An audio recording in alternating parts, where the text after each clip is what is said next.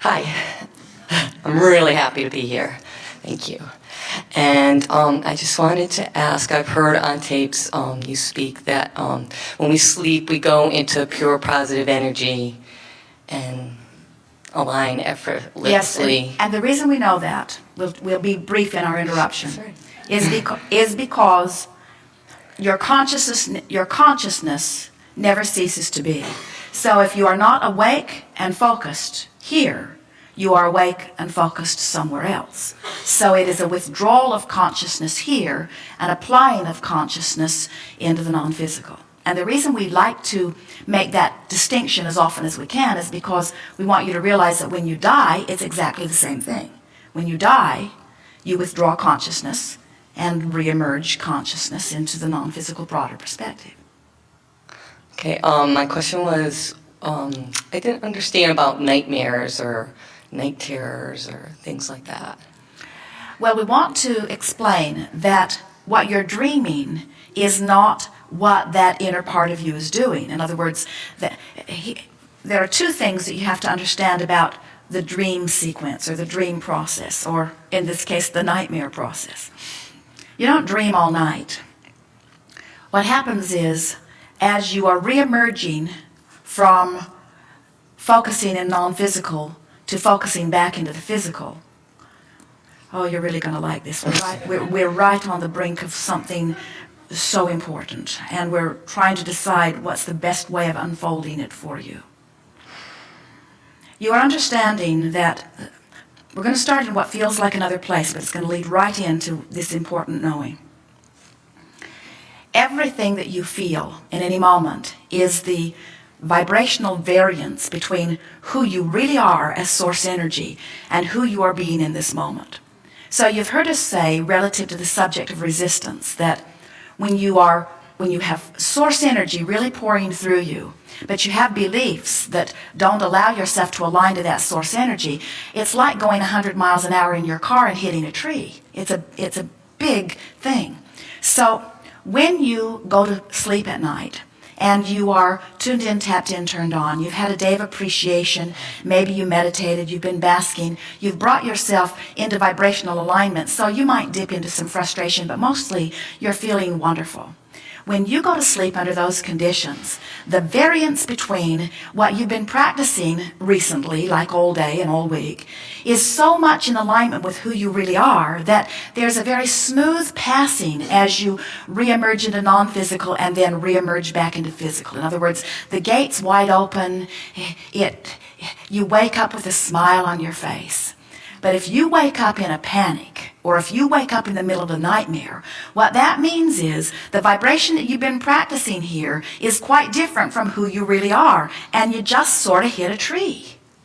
In other words, it's like, does that make sense? As you're coming back into this consciousness, the vibrational difference is dramatic. Now, here's the other part that we started to tell you that is so important to understand about dreaming. You're not dreaming all night long. We promise you that when you slumber, that's not your inner being having those dreams. Your inner being, it has reemerged into non-physical. The dream that you think you dreamed all night long was downloaded, sort of like what we're downloading to Esther right now, in a split second, and as you come back into consciousness, you get the full, unstuffed version of it. You see. Is that good dreams and bad dreams? All dreams. All dreams are your conscious interpretation of the vibrational countenance that you have most frequently, most dominantly been practicing lately. That's why we say, that was really good, did you hear it? That's why that was really new, do you know it? That's why when, let's see if we can find the best way of helping you to understand this. When what you are thinking and feeling and manifesting always matches, and what you are dreaming and feeling is also a manifestation. In other words, it's just a dream manifestation. It's just a depiction of your vibrational countenance. So a nightmare just means I've been practicing some vibrations that are out of alignment with who I really am, and I've practiced them enough that it's still pre-manifestation, but by the time something starts showing up in your dream, there's enough vibration of it evident that it's not far from manifestation. And so not far from manifestation that others would see other than only you in your dream state, you see. So it's a good tool. It's a wonderful tool. We say if you have some resistance and you don't know it, you're not sensitive to your emotions, so you don't do anything about finding a way of feeling better about it. You don't do anything about changing your vibrational nucleus. We like you to think of, here I am, and I'm the attractor of my experience, and what I do in massaging the way I feel is everything. So if I'm letting myself be frustrated and upset a lot, then that's my nucleus, and things that match that are going to happen. Esther's had a rampage of computer problems. And she keeps wanting to be the one exception in all of the universe that said, she wants us to say to her, Esther, your vibration's perfect. This is just an odd, random, sort of quirky thing. But instead what we say to her is, that last computer problem got so much of your attention that you predestined the next one. And then the next one got so much of your attention that you launched another, and so now you have a sort of uncomfortable stream of not fatal, not deadly. It's not keeping you from doing your work, it's just keeping you from doing your work comfortably. It sort of matches the overwhelmment that you feel when you focus upon the problem itself, you see.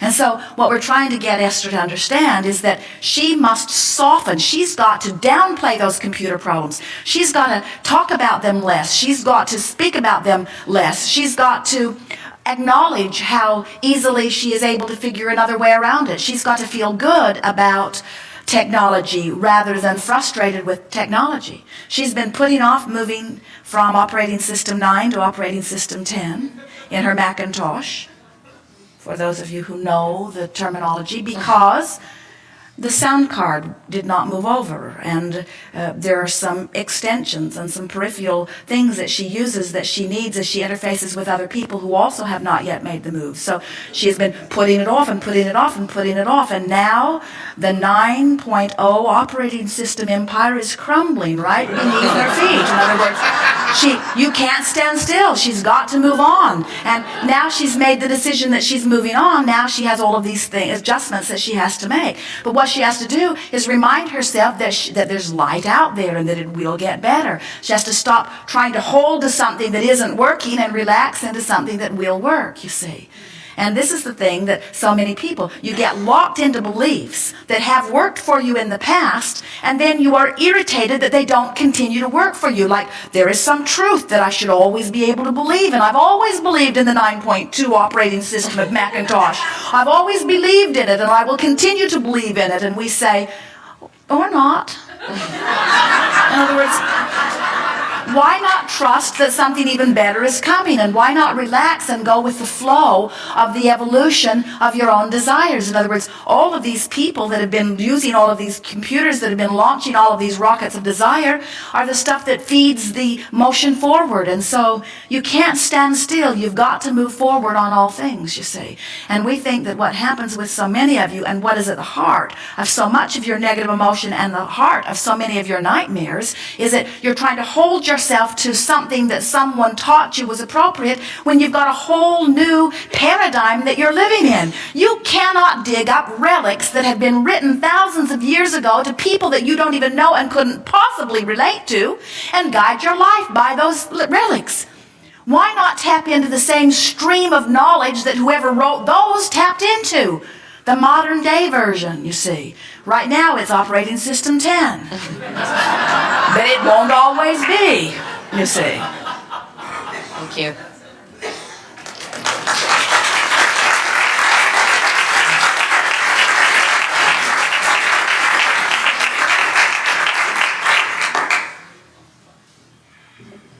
Jerry, can I stand up? Is it painful to sit? No. Then sit. Thanks a lot. Much better to sit. Did quite well.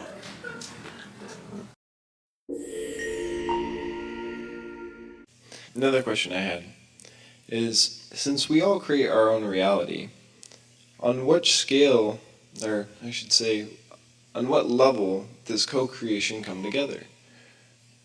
Every level. And collective consciousness on collective beliefs. Give us more about that. So, it's like the story of 100 monkeys. When you set food down in the sand, they eat it even with the sand, but you teach a monkey to clean it off in the water, another monkey teaches, and so many, and then eventually all the monkeys know. Yeah. So, on a collective level, once enough people pick it up, when so many people get into the vortex, does everybody start getting in the vortex? Well, here's a distinction that we want to make. So, in the same way that you have created your vortex for yourself, there is a collective conscious vortex. And that vortex is not just made up from what those of you who are sharing the planet at this time have contributed to it. It's the combination of everything that everyone has asked for. In other words, it's the best that all of you, including the beasts of your planet, have asked for. And so it is a mass consciousness vortex of well-being that source energy is standing in and holding steady for mankind individually and collectively to find their vibrational alignment with. Now, what you are talking about, you're talking about the same thing, but two different things. You're going to understand this clearly as this unfolds here. So we've been talking about this vortex, and that's what you're talking about when you're talking about the contrast that causes that vortex to expand and to become. But then today we've been reminding you that this vortex is pulsing and law of attraction is gathering to it. And provided you are in a vibrational place that you are not resistant to your own inner being, you'll find yourself in sync with what's going on in that vortex so that what's in the vortex can be translated by you into the physical word equivalent. So in your story, and it's a good one of those monkeys was in vibrational alignment in a stronger way and received an impulse or a thought that it followed through with and created something that, as far as this story goes, no one had ever done before. Now, nobody knows how many monkeys were off by themselves individually getting ideas for things. But what you call the instinct of the animals is all about that. The birds flying in the sky. Haven't you ever wondered who's the leader? What's happened? They're tuned in and there is one mind that is guiding them. It is a collective consciousness that they are all tuned into. They don't have a leader. They have a collective consciousness leader. So here's the distinction that we're wanting to make with you. So there is a difference between that monkey who received the idea and followed through with it, and then the mimicking of the behavior of the others. And we really are talking about two different things because humans are constantly mimicking each other. That's where your conversation with us began today. The society and parents and teachers and adults and authorities around you were all trying to teach you about the society that they want you to mimic. That's not what we want to talk about here. We're not talking about mimicking. We're talking about tuning in. We're talking about inspiration. We're talking about following your own guidance, you see. It is all part of the same thing. But it's not the mimicry. We are wanting to guide you from that. We want individual inspiration. We want your guidance to come from within you. And the beasts of your planet, they are so good at that. Man superimposes his analysis of what went on over that and distorts that story all over the place. The beasts of your planet are much more tuned in to inspiration and intuition and what humans therefore want to call instinct, you see. Really good conversation. We want you to be as creative as the monkeys. That's what we're really asking for here. We're wanting you to get tuned in. Maybe that should be the next book. How to be as brilliant as the monkeys.